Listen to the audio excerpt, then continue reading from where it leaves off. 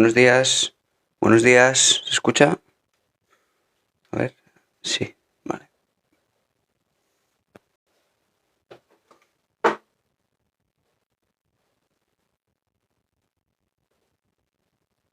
Hola Maite, buenos días. Buenos días, mamen. Buen día. La bruja de Cuba. ¿Qué tal?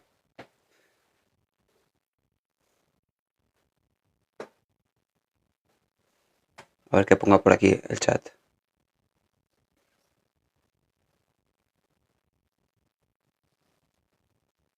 No soy bruja, soy cubana. Lo había entendido. Solo era un nick, entiendo.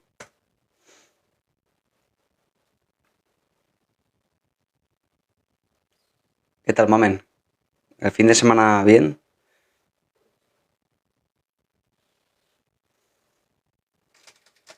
¿Qué calor hace siempre, por favor? A ver, ahí. Belaroma, buenos días.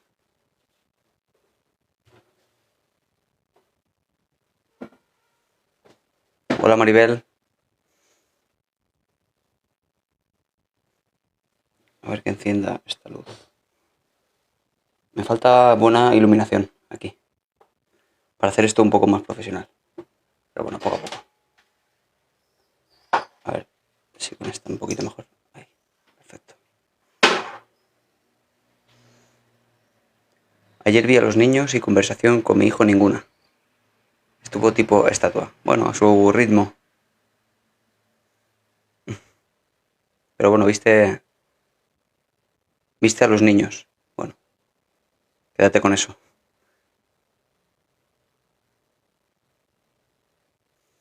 El mío de desconexión total. Hola Maribel, ¿algún tema concreto? Bueno, pues habitualmente nos preguntan de todo, preguntas de psicología y vamos viendo la respuesta. Soy psicólogo cognitivo-conductual, te lo digo porque no hago fantasías, ni hago hipnosis, ni psicoanálisis, ni cualquier otra metodología que no esté basada en la ciencia. ¿Qué haces en una clase cuando los alumnos gritan y gritan? Bueno, no soy profesor, pero podría darte quizá algunas claves conductuales para eso. Entiendes que al final la conducta, no solo de los niños, sino también de los adultos, está regida por una serie de antecedentes y consecuentes a la conducta. Si ellos gritan y gritan y lo siguen haciendo, es porque se ha dado en más de una ocasión un reforzador de esa conducta.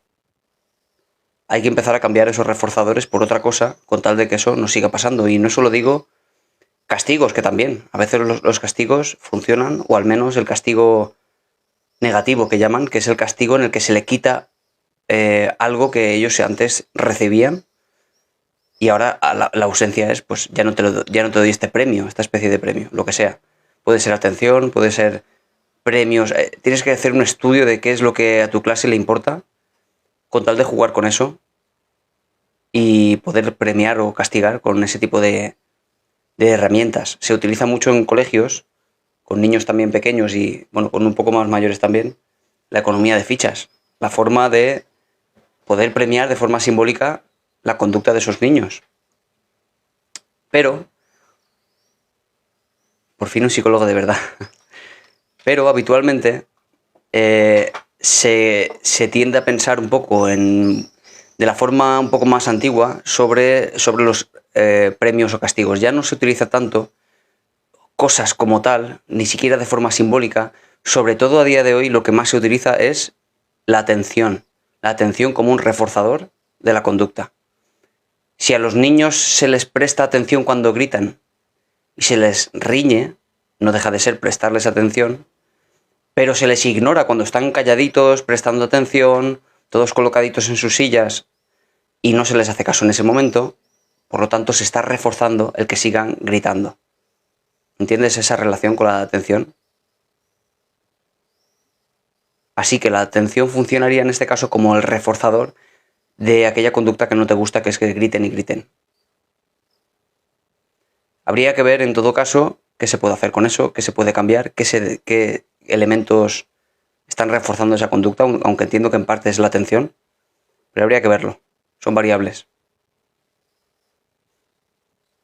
te recomiendo que utilices ese tipo de cosas.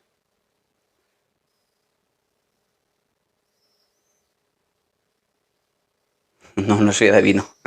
Además, me interesa mucho ese mundo de los adivinos, los curanderos, los mediums. Me interesa muchísimo desde el punto de vista de la desmitificación de fantasías. Me interesa muchísimo en el sentido de que veo que a mucha gente le funciona, investigo cuáles son los métodos que utilizan, conozco muchísimos métodos para hacer creer que al final es el único objetivo, para hacer creer a la persona que en realidad está sabiendo cosas que en realidad no sabe, pero da igual porque solo se trata de que lo crean, y por esa vía pues me interesa. Pero nada más, no existen los adivinos, ni los mediums.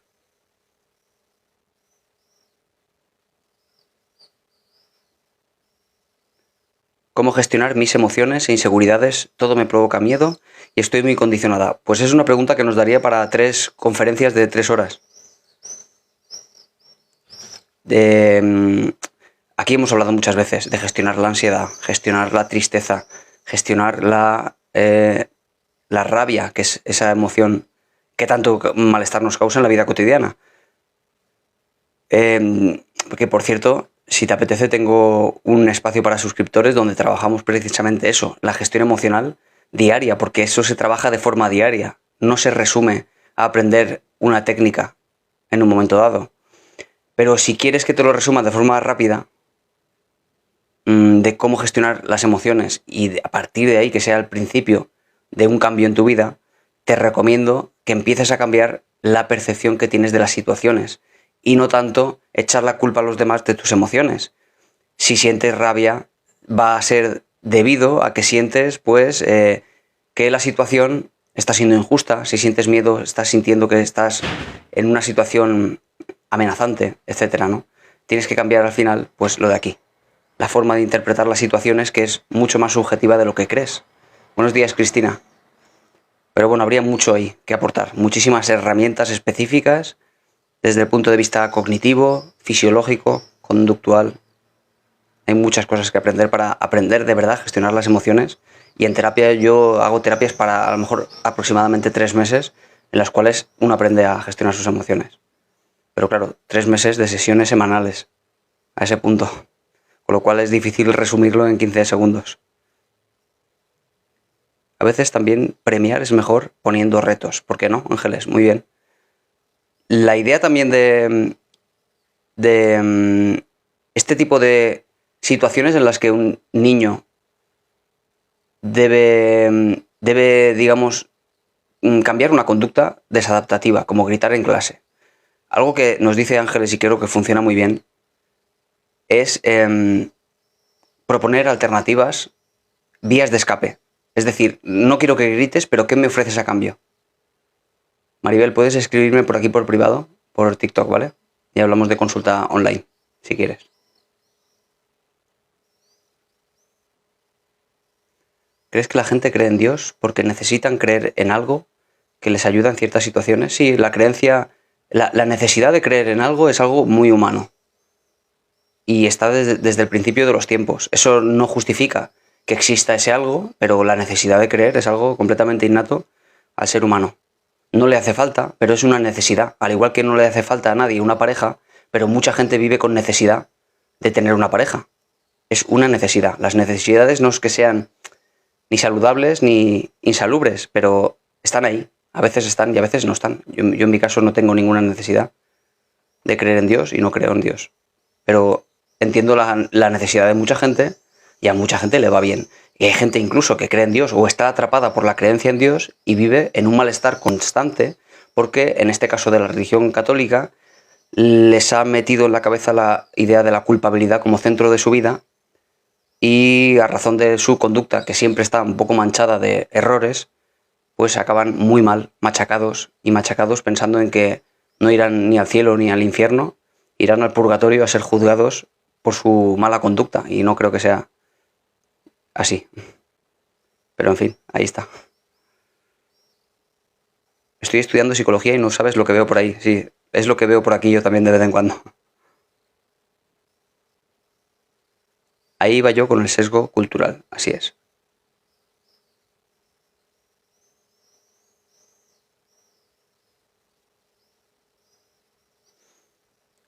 A ver.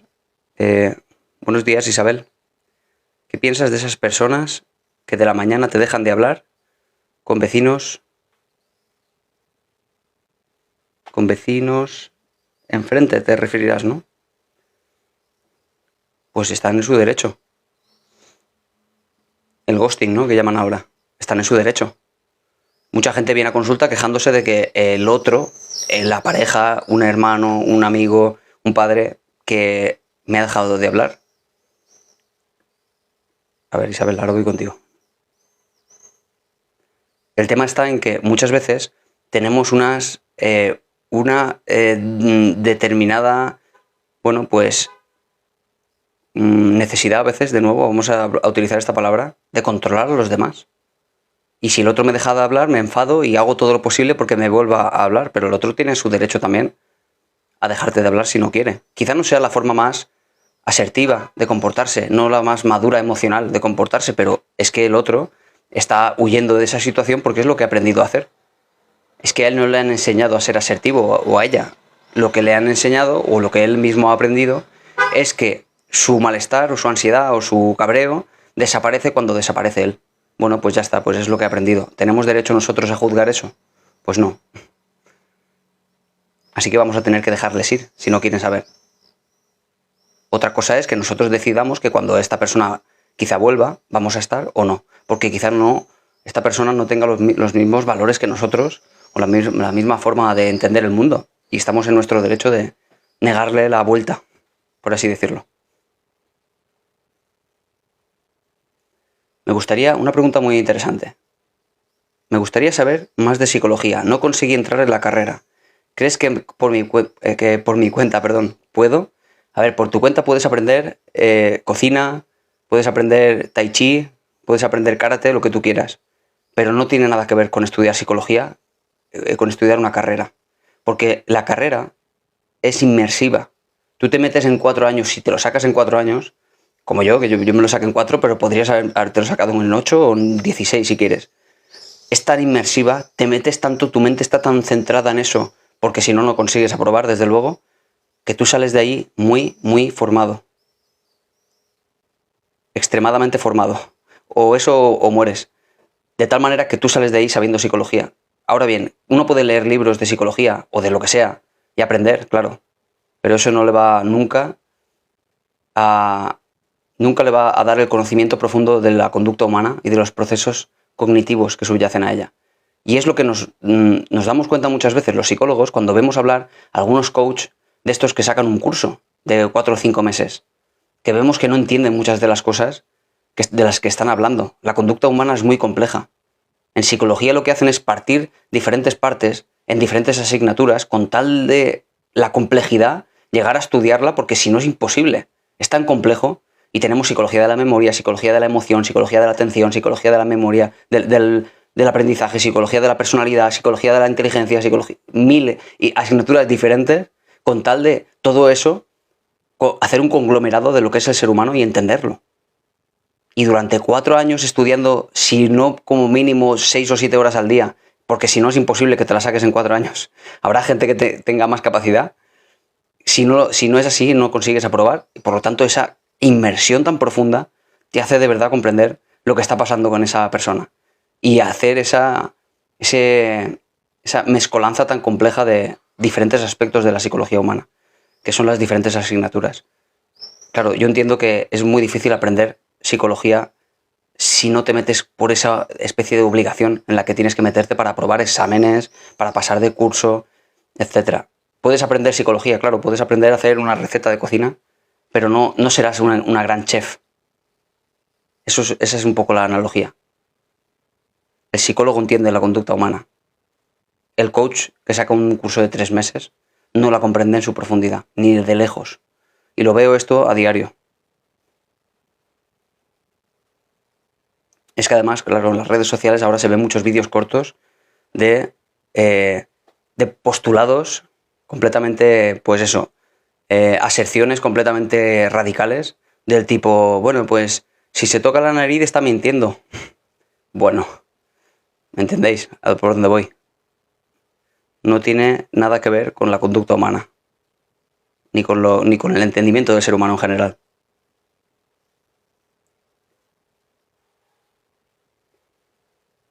¿Y qué deben hacer los niños autistas o con problemas especiales cuando los compañeros están gritando? Claro, los niños autistas, por su lado, deben aprender diferentes herramientas. Por su lado, digo, la terapia que tienen ellos, aparte, si es que la tienen y es recomendable que la tengan, con tal de gestionar aquellos malestares que son propios de la vida, ¿no? Claro, porque un niño autista no solo en clase, sino que cuando vaya por la calle se enfrentará a pues, que la gente grite, que haya fiestas, que haya cohetes en determinados pueblos, quizás en las fiestas, no lo sé. Eso no depende de la persona. El niño va a tener que aprender a gestionar eso mediante técnicas de exposición, de gestión de pensamientos, etcétera, ¿no?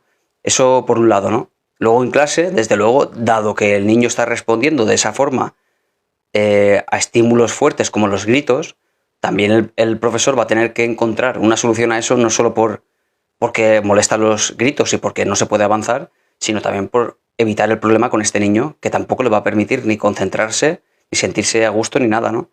Al final, por lo tanto, se trata de que el profesor gestione los gritos y que el niño esté por su cuenta, trabaje, evidentemente, pues la inestabilidad que le producen los gritos.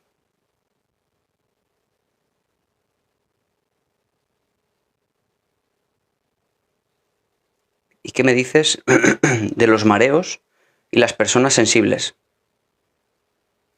Pero los mareos, ¿a qué te refieres exactamente, Miriam? Las personas sensibles, al igual que también las personas con autismo, aunque no es lo mismo, bueno, pues ante estímulos fuertes, pues lo van a pasar mal, evidentemente, ¿no? Que es lo que pasa tantas veces. Buenos días, Enegrama. Tengo por ahí por contestarte un montón de mensajes, pero como empiezo ahora el lunes, hasta el lunes no los veo. Fin de semana es para descansar. Hola, Estrella, ¿qué tal?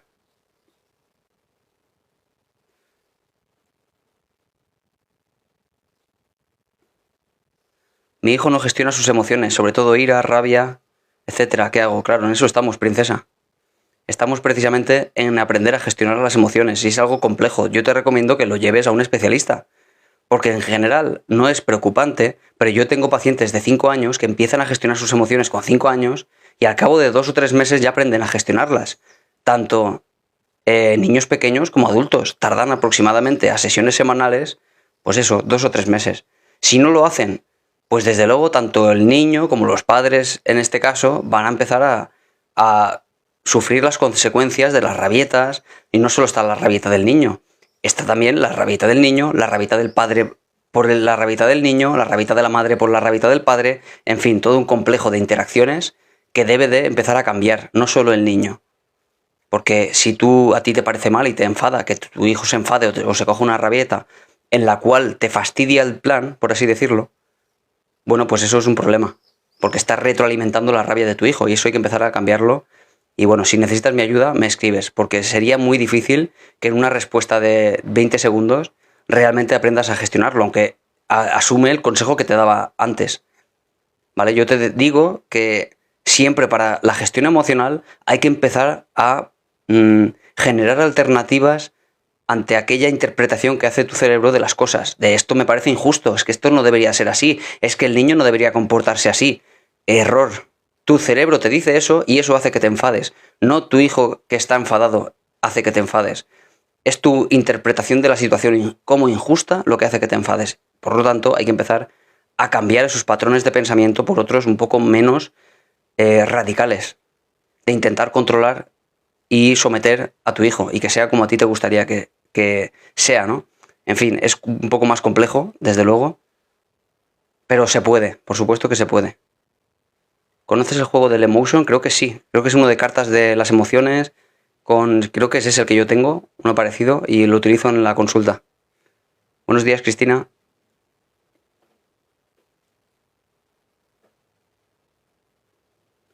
A ver, que se me van los mensajes.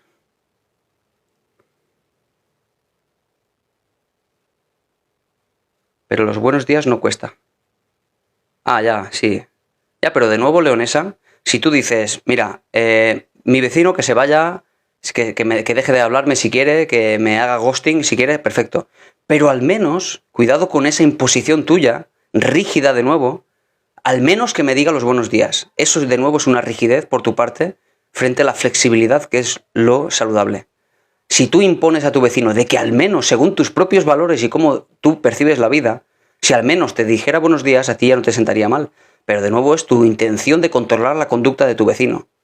Si tú gestionas eso y tú te dices a ti misma, bueno, es que él me dirá los buenos días si le apetece, y si no le apetece, a lo mejor está enfadado por alguna razón. ¿Yo por qué tengo que juzgar a los demás e imponer lo que ellos deben hacer? Si tú dices que él debería al menos darme los buenos días, le estás imponiendo lo que él debería de hacer. Error. Porque eso es lo que va a abrir la puerta a que tú sientas malestar. No que el vecino te salude o no te salude. El vecino no va a poder generarte a ti emociones jamás. Son tus formas de ver las situaciones lo que va a generar tu malestar, leonesa.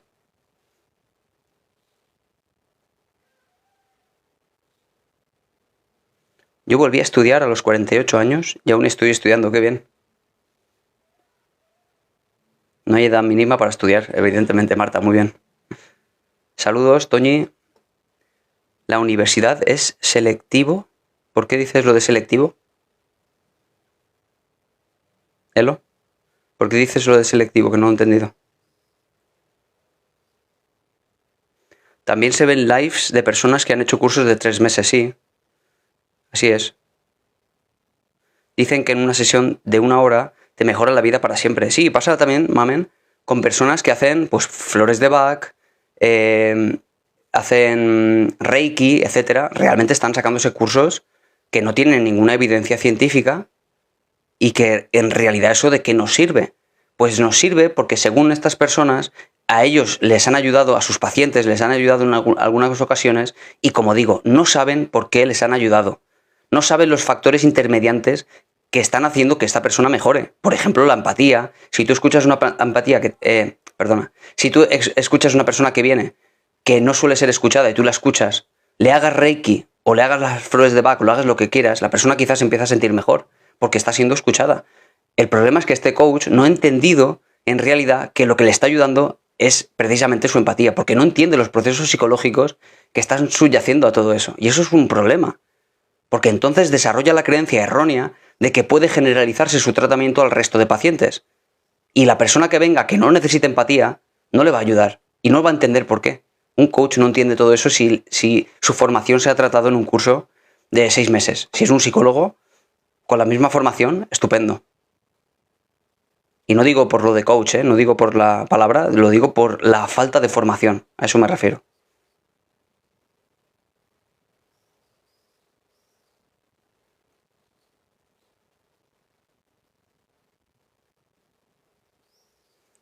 Por curiosidad, ¿has pasado alguna depresión? No me molestaré si no contestas.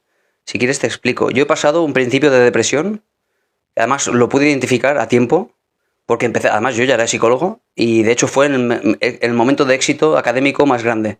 Me dieron un premio por el número 1 de mi promoción, de un máster que hice.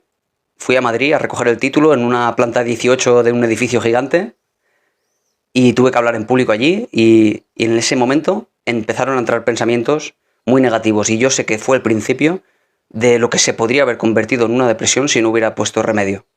A muchas personas les pasa en el momento de mayor éxito, como a Iniesta, que lo he dicho alguna vez, en el gol este que marcó, que le dio una depresión, y muchas otras personas que en momentos de éxito les sucede. A mí me pasó, pero lo gestioné a tiempo. Esos pensamientos negativos y rumiativos los cogí a tiempo y no se convirtieron en conducta, en empezar a dejar de hacer cosas por la tristeza. Buenos días, David. ¿Qué se hace ante una situación de personas que son familiares y suelen chocar más de una vez? Bueno, pues lo mismo un poco de lo que estamos hablando, gestión emocional. Aquí lo que hay seguramente, user, es un montón de juicios unos de otros. Que tú tendrías que hacer esto, que tú no me tendrías que contestarme, que tú tendrías que hacer lo otro, que tú tendrías que tú deberías de... Todo eso hace que no se entiendan las familias, que no se entiendan las parejas, ni siquiera entre padres e hijos. Los juicios son un problema. Juzgar a los demás, el decirle a los demás lo que tienen que hacer o lo que no tienen que hacer, lo que tienen que decir, eso nos causa a nosotros emociones, nos abre las puertas a sentir rabia cuando nuestras expectativas se ven rotas, cuando no cumplen con nuestras expectativas, que son nuestras. Por lo tanto, somos nosotros, cada uno de nosotros, los que tenemos que cambiar las expectativas tan rígidas. Si cambiamos eso, la relación familiar de pareja o paterno-filial, pues empieza a mejorar.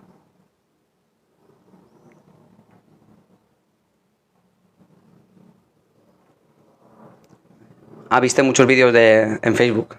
Bueno, que son un poco los mismos que tengo en Instagram y TikTok.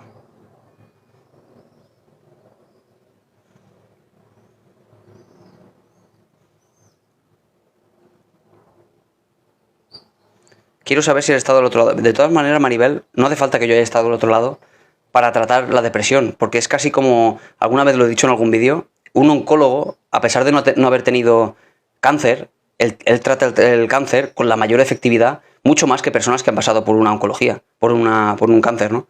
No es importante. De hecho, un veterinario no es un perro y sabe curar a un perro, realmente no es importante.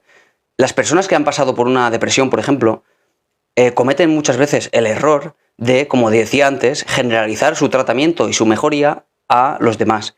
Y es decir, que una persona que sí ha pasado una depresión realmente no te va a aconsejar mejor que un psicólogo, porque esta persona quizá ha tenido síntomas que no son ni siquiera parecidos a los tuyos dentro de la depresión, porque la variabilidad de síntomas dentro de la depresión es amplia. Porque así lo permite el DSM, el Manual de Criterios Diagnósticos. Tú puedes tener aumento de peso o pérdida de peso, las dos a la vez. Imagínate un paciente que ha perdido peso y tú, sin embargo, has engordado con la depresión. Y te va a decir, todo esto no tienes depresión, porque no has tenido lo mismo que yo. Con lo cual no te va a entender del todo una persona que lo ha pasado. Un psicólogo, independientemente de que lo haya pasado, sí te puede ayudar porque conoce todos esos procesos, porque ha estudiado sobre todo la generalidad del grupo con depresión. Es diferente. Y no hace falta que haya tenido esquizofrenia, un psicólogo, para tratar la esquizofrenia. Conoce, como digo, el grupo en su conjunto de todas estas personas que tienen el trastorno y cuáles son las evidencias científicas respecto de determinados tratamientos. Solo eso. No hace falta que lo haya pasado. Pero bueno, si me preguntas, a mí personalmente yo he pasado por ese principio y bueno, pues como una anécdota, te lo contaba. Pero no es importante, te lo aseguro. A ver, se me han bajado los mensajes, ahora subiré otra vez, ¿vale? Cuando estudias psicología, ¿te entiendes a ti mismo igual que a un paciente? Claro, así es. Cuando empiezas a estudiar psicología y empiezas a tener cierta ansiedad por los estudios, tú estás entendiendo cómo funciona la ansiedad y tú a ti mismo te ayudas a gestionar tu ansiedad frente a los exámenes. Evidentemente, yo mismo lo he hecho, ¿no? Es un conocimiento profundo de la conducta humana y de aquello que está condicionando esa conducta humana. Si tú de repente estás estudiando y te distraes y no puedes estar quieto durante una hora y no puedes... Todo eso, la psicología a ti te ayuda a comprenderlo y de por qué está pasando eso. Y te haces un autorregistro, empiezas a cambiar factores con tal de que empieces a conseguir esos objetivos de estudiar una hora o 4 horas al día o lo que sea. Evidentemente. Y con TDAH también. Sí, con TDAH también. Claro, así es. Es que el TDAH te lleva a tener una atención por debajo de la media, pero en realidad, partas de donde partas, tú puedes trabajar la atención. Mira, esto lo utilizo yo mucho con niños con TDAH para que empiecen a trabajar la atención y la concentración. Incluso la memoria operativa haciendo juegos de tipo, pues ¿cuántos colores hay aquí? O memoriza estos colores y luego los escondo y me lo tienes que decir, por ejemplo. Pero da igual de dónde partas, se puede mejorar la atención. Muy bien, me alegro que sepas hacer cubos de Rubik porque ayuda mucho. Bueno, no es que sea importante, pero bueno, es un buen juguete.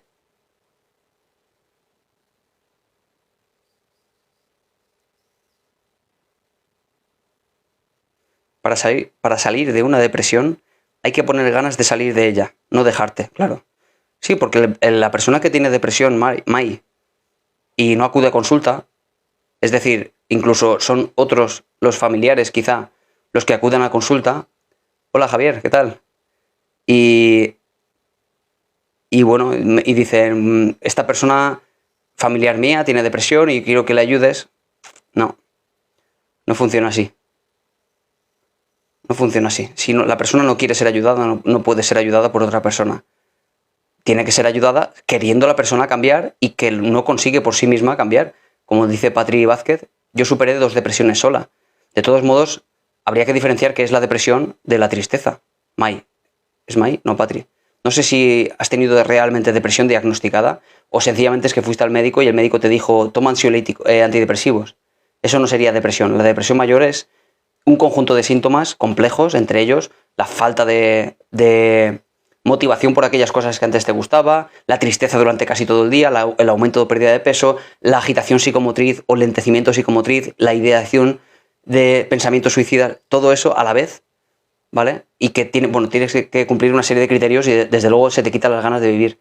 Desesperanza constantemente, no te levantas del día, casi todo el día, sentimientos de culpabilidad muy profundos, todo eso, ¿no? Claro, pero quizá lo que pasa este Mai es el duelo, ¿no?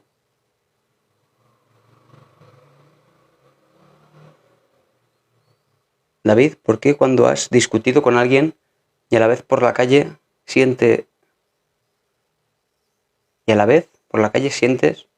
ese pellizco en el estómago? No tiene nada que ver una cosa con la otra, entiendo. Has discutido con alguien y el pellizco en el estómago lo tienes por la culpabilidad que sientes. Y habrá personas que no sientan ninguna culpabilidad y no sientan el pellizco en el estómago. Por lo tanto, de nuevo, es la forma de interpretar la situación lo que te hace tener el pellizco en el estómago de que has dicho algo que no deberías haber dicho. Es culpabilidad. La culpabilidad, por suerte, nos empuja a pedir perdón. Así que si tienes oportunidad, pues lo haces y se te pa el pellizco en el estómago, sin haber tenido que pasar por la gestión emocional. Si es vergüenza, es otra cosa. No tiene tanta reparación.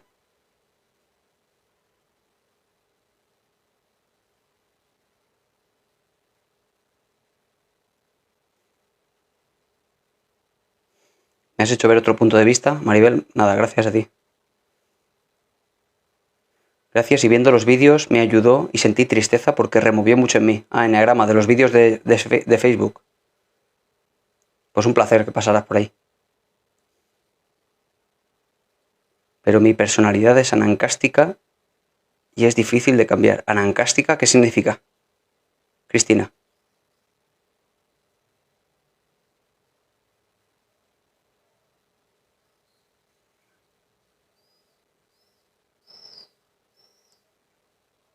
¿Tristeza de qué te viene, Mai? La tristeza, si hablamos en términos biológicos humanos, la tristeza es una emoción breve que viene a razón de un sentimiento de pérdida. Sientes que has perdido algo que es importante para ti y te da tristeza. ¿Ves que es una interpretación?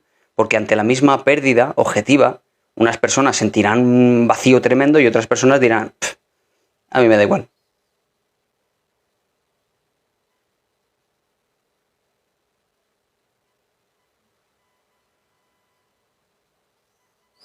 Terapia de Gestalt, Carla.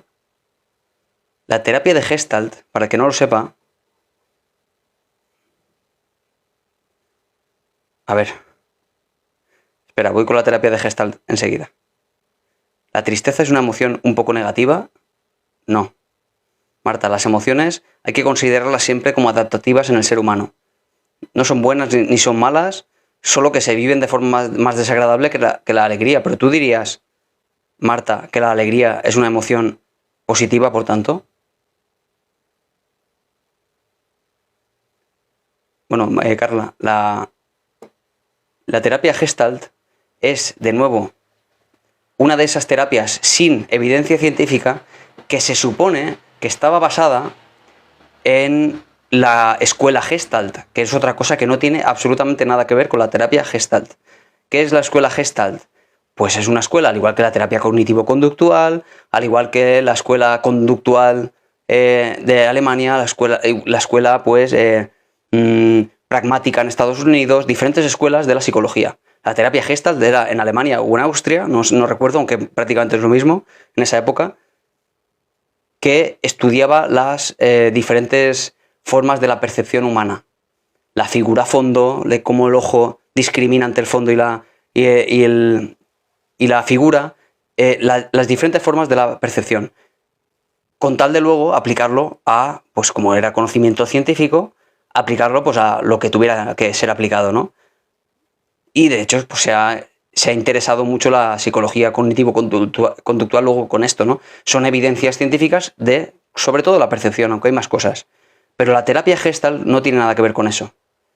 La terapia Gestalt es, cojo algunas cosas de esto y algunas cosas de otra cosa que no tiene ninguna, como digo, evidencia, y hacemos extrapolaciones de la terapia para la mejora del ser humano supuestamente con eso.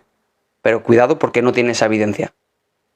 La terapia Gestalt tiene técnicas con evidencia y muchas otras que no tienen evidencia, con lo cual no es interesante en sí misma.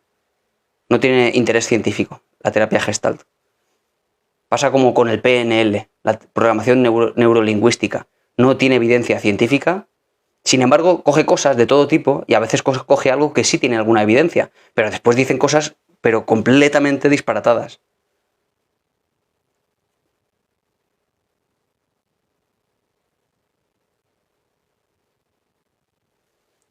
Bueno, a ver si me ha contestado Marta, que le conteste yo. A ver.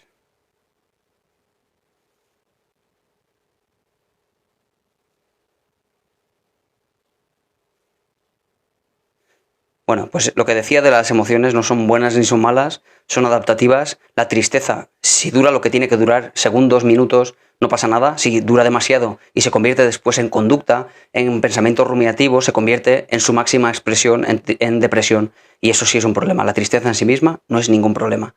La ira es mala, tampoco es mala. Si la ira te permite ponerle límites a los demás, pues bienvenida sea. El miedo lo mismo, te protege frente a un peligro inminente de realmente, ¿no? Eso sí, ¿no? Es interesante. Pero la alegría lo mismo. La alegría es buena, claro, lo sientes como algo bueno, perfecto, pero ¿y si la alegría te lleva a la euforia y a cometer conductas de las cuales luego te arrepientes? Pues no es nada positiva. Y tenemos de ejemplo hace poco a este hombre del fútbol, que yo no me gusta el fútbol y no sé ni quién es, que le dio un beso a una chica porque esa alegría por haber tenido una victoria se convirtió en euforia y no supo controlar su conducta. Por lo tanto, la alegría también es muy negativa si llega al exceso. Todas las emociones son adaptativas y así hay que verlas. Rubiales, ese. Si se exceden, todas ellas pueden ser muy negativas. Soy psicóloga, pero actualmente estoy sufriendo de ansiedad. ¿Será por la perimenopausia? La ansiedad no tiene una sola causa nunca. Evelyn, la ansiedad siempre es multifactorial y puede deberse a, pues, como dice mucha gente, a causas de la infancia, porque mi padre me trataba mal, porque mi madre, o porque siempre buscamos causas. No es importante siquiera. Tú como psicóloga sabrás que hay factores predisponentes que no son controlables, pero luego lo interesante va a ser siempre los factores mediadores, los factores que están ahora, a día de hoy, manteniendo esa ansiedad. Da igual incluso qué lo disparó, cuáles son los factores que iniciaron la ansiedad. Lo único que importa, porque es lo que va a cambiar realmente las cosas, es entender los factores mediadores, los que están manteniendo, mantenedores, los que a día de hoy hacen que mantengas la ansiedad. Esos son los que, cambiando eso, dejarás de tener ansiedad. Y sabrás tú que son, pues eso, pensamientos sobre y si ahora me va a pasar no sé qué, y si mi hijo no sé cuántos, y si voy a tener un accidente de coche, y si a mi hijo le va a pasar algo, y si en el trabajo me van a echar, lo que sea. Pensamientos que van aumentando la activación fisiológica y que de forma, digamos, en círculo vicioso, va a ir aumentando el malestar.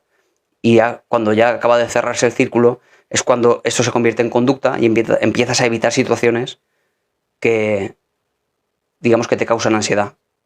Como digo, cerrando el círculo de forma patológica, porque si vas evitando las situaciones que te producen ansiedad, sabes que las próximas veces, a razón del alivio que te produce, vas a sentir cada vez más ansiedad. La ansiedad laboral, yo no diría ansiedad laboral, yo diría más bien estrés laboral. La ansiedad laboral no existe, Senda, porque el estrés y la ansiedad no son lo mismo. El estrés es una presión externa que no puede uno controlar, depende del entorno. La ansiedad sí depende de tu forma de ver ese mundo. Es un trastorno psicológico, por tanto, por eso es un trastorno psicológico. El estrés es esa presión, ¿no? Y por eso hay personas que en el mismo estrés laboral, en la misma empresa, algunos lo sufren muchísimo, están quemadísimos, y otros están ahí diciendo, bien, lo llevo bien. ¿Por qué pasa eso? porque están interpretando esa situación de otra forma, porque están gestionando ese estrés con cierta capacidad de afrontamiento, con herramientas.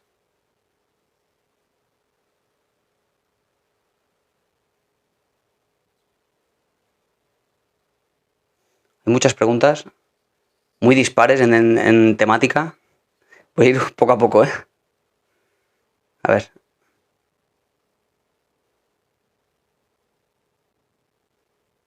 Con la hipnosis, imita que me preguntas por varias posibles trastornos a solucionar con ella, entre ellos traumas. Yo te digo que con la hipnosis no se cura absolutamente nada. La hipnosis no ha demostrado eficacia para absolutamente nada. Ahora bien, yo te digo que la hipnosis, yo a veces lo utilizo como una especie de mindfulness para que la persona se relaje y, sobre todo, lo más importante, que trabaje su foco de atención, que pueda prestar atención a cosas e inhibir el resto de atención a el resto de estímulos, que son millones. Es decir, que deje de racionalizar tanto. Eso puede ser interesante dentro de una terapia mayor, pero nunca como técnica unitaria va a servir absolutamente para nada, porque no sirve para nada. Y muchísimo menos hablando de los trucos de feria que hemos hablado alguna vez, en los cuales hacen eso de dormir a las personas, hacer que bailen o que cacaren como una gallina. Eso es directamente un fraude.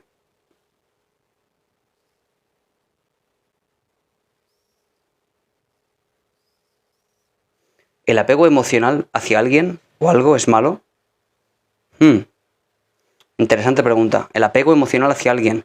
Bueno, querer a alguien es bueno, pero el apego, si tú te refieres a apego por dependencia emocional, es decir, a causa de un apego ansioso en la infancia, algo de lo que he hablado alguna vez y hace poco di una conferencia al respecto. Si es así, si has tenido un apego ansioso y por tanto has desarrollado cierto... No, de apatía no. Apego lo contrario. En todo caso, lo contrario. Si has desarrollado cierto apego ansioso, porque tu madre no te dio atención, fue inconsistente en su educación, lo que va a pasar es que vas a desarrollar, pues eso, tremendos esfuerzos por que tu madre no te abandone. Y lo mismo luego cuando eres adulto o adulta, que vas queriendo que tu pareja no te abandone por nada del mundo. Es decir, dependencia emocional. Si desarrollas eso, es muy malo, porque vas a estar muy pendiente y haciendo demasiados esfuerzos con tal de que la pareja no se enfade por miedo a que te deje. Eso sí es un problema. Un problema y gordo, porque va a hacer contigo lo que quiera, sin que la persona sea realmente una manipuladora de libro, sin que la otra persona sea un narcisista, como siempre se dice. No hace falta, da igual, la otra persona aprende, y hago alusión al aprendizaje conductual. La otra persona aprende que si ahora te hago un poco así, hago un poco así, o dejo de hablarte, consigo que tú cedas. Pues lo vuelvo a hacer en la próxima ocasión, sin que sea ninguna mala persona por ello ni nada de eso. Pero el problema no es esta persona que está manipulando, sino más bien es que tú tienes una dependencia emocional, es decir, un miedo terrible a que te deje la persona. Y ese es el problema. Ni siquiera que la otra persona se aproveche, por así decirlo, de ello. Yo creo que saber de dónde sale esa ansiedad es necesaria para la curación. No es necesaria para la curación, Keka. Es necesaria para, en todo caso, que no vuelva a suceder en el futuro, pero lo principal para la curación es entender los factores mantenedores, Keka. Aquello que ahora mismo está haciendo que siga esa ansiedad. Si empezó por lo que empezó, pudo empezar porque, mira, murió un familiar, te echaron del trabajo, pasó lo que pasara, ¿vale? Y eso inició la ansiedad, es el disparador. Son tres componentes diferentes. Disparador, el predisponente, quizá incluso biológico, y en medio está la clave. Están los factores mantenedores de la hora, lo que ahora está perpetuando en el tiempo, aquello que está pasando. Si cambias eso, se va la ansiedad. Independientemente de que entiendas de dónde viene o no lo entiendas. Eso se hace a posteriori, se explora, desde luego, no se descarta, pero no es lo más importante, ni de lejos. Lo importante es lo de en medio. Si es un miedo por tratar de encajar siempre, claro, por supuesto que es un problema.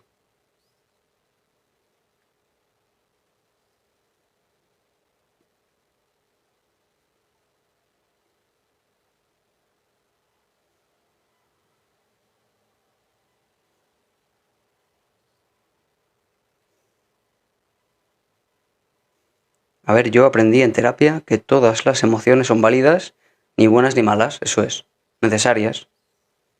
Así es. El apego emocional hacia alguien... Ah, vale, esto lo he leído.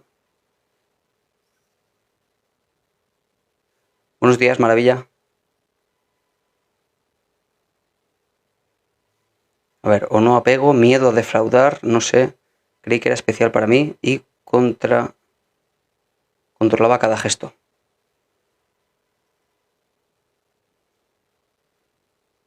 ¿Te refieres a la psicóloga, Carla? ¿Y qué haces cuando eres así, cuando tienes dependencia emocional? Dices, Lidia, como estoy hablando de muchos temas, ya a veces se me va. Pues tienes que aprender a gestionar el miedo a la pérdida, en el sentido de que yo cuando alguien me viene y me dice, mira, me ha pasado esto con la pareja, me ha dejado, lo estoy pasando fatal, claro, y explora la posibilidad, una vez trabajado, de encontrar otra pareja, yo siempre le digo, no vas a estar preparado para tener otra pareja hasta que no estés dispuesto a perderla desde el principio. ¿Entiendes lo que quiero decir, Lidia? Si no estás dispuesta a perder a tu pareja desde el principio, no estás preparada para tener pareja. Porque como no estés preparada y desde el principio empieces a hacer cosas con tal de que no se enfade, empieces a hacer cosas con tal de que no te deje desde el principio, cediendo a pues no ver a tus amigas, cediendo a tus hobbies que a él no le gustan, cediendo, pues entonces muy mal, vas a empezar muy mal. Si tú desde el principio asumes que la persona cuando la empiezas a conocer y te gusta, que en el peor de los casos, si lo dejáis tampoco es tan grave, que no pasa nada, que es aceptable, que no me gusta, ¿vale? Porque no me gusta que me deje porque el chaval pues me va bien y perfecto. Pero no puede ser dependencia. No puede ser dependencia desde el principio. Así que hay que aprender a gestionar ese miedo a la pérdida. Desde el principio, como digo, se puede gestionar a mitad de una relación, claro, por supuesto. Pero desde el principio tienes que desarrollar tu capacidad de imponer tu personalidad también a la del otro.